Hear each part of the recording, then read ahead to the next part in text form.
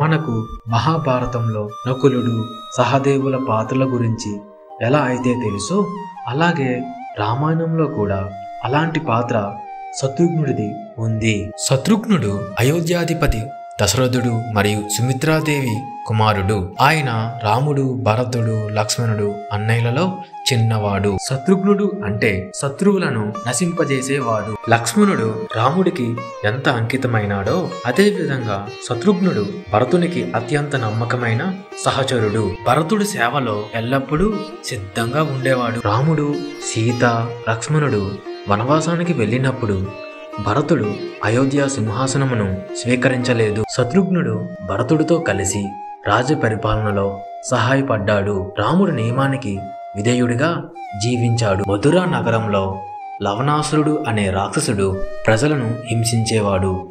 ప్రజలు రాముడిని సహాయం కోరగా శ్రీరాముడు తన తమ్ముడు అయిన శత్రుఘ్నుడిని ఆదేశించాడు. శత్రుఘ్నుడు మధుర ప్రాంతానికి వెళ్లి లవణాసురుడిని వధించి అక్కడ మధుర నగరం రాజుగా పాలించాడు. శత్రుఘ్నుడు కుశధ్వజుని కుమార్తె అయిన శృతకీర్తిని వివాహం చేసుకున్నాడు.